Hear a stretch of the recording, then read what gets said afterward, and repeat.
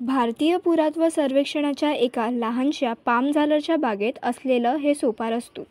त्याच्याकडे जवळून पाहिल्यास आश्चर्यचकित न होणं कठीण आहे.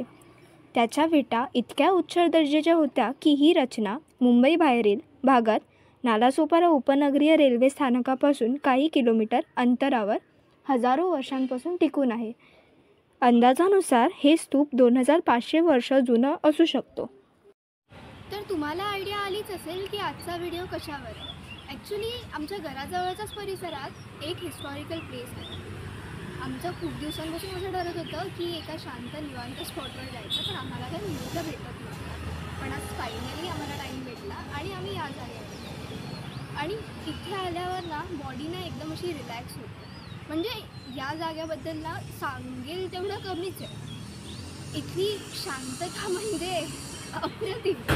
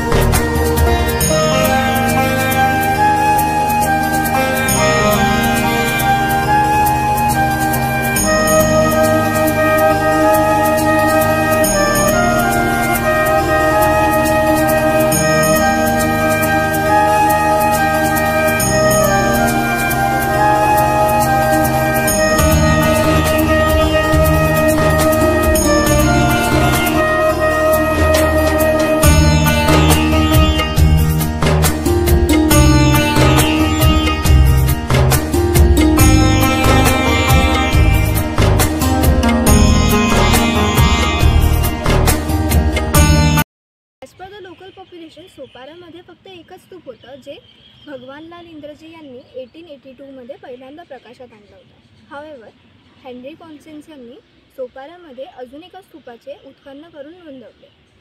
हा स्तूप हिंदू मंदिराच्या खाली होता आणि मौर्यकालीन अवशेष म्हणून ओळखले गेले. नालासोपारा ऐकल्यावर सर्वांनाच असा प्रश्न पडतो की नालासोपारा इतका फेमस का?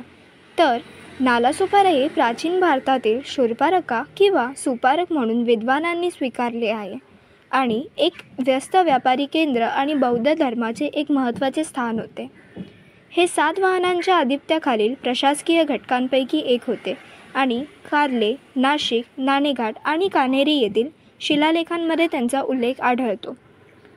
सोपारा, सोपारका, शूरपारका या वेगवेगळ्या नावांनी ओळखलं जातं. हे भारताच्या पश्चिम किनाऱ्यावरील सर्वात मोठे शहर होते आणि मेसोपोटामिया, ग्रीस, रोम, पूर्व आफ्रिका, अरेबिया इत्यादींशी व्यापार करण्यासाठी प्राचीन भारतातील प्रमुख बंदरांपैकी एक होते. प्राचीन बंदर अपरांताची राजधानी देखील होती.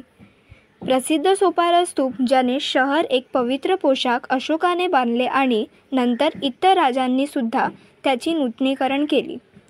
आणखी एक अतिशय मनोरंजक वस्तू म्हणजे चक्रेश्वर मंदिर आहे. हा स्तूप 3रे शतक ईसापूर्व अशोकाच्या काळात बांधला गेला आणि ASIच्या अंतर्गत आहे. यात बुद्ध शिल्पे, गोलाकार व्यासपीठ इत्यादी आहेत. गौतम बुद्धांनी या ठिकाणी भेट दिली होती हे दर्शवणारा अर्धा काढलेला स्तंभ आहे.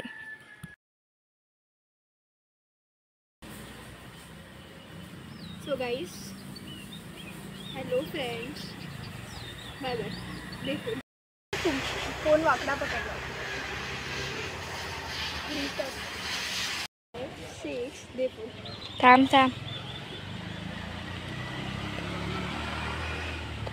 दे. अरे सेकंड्स लावले.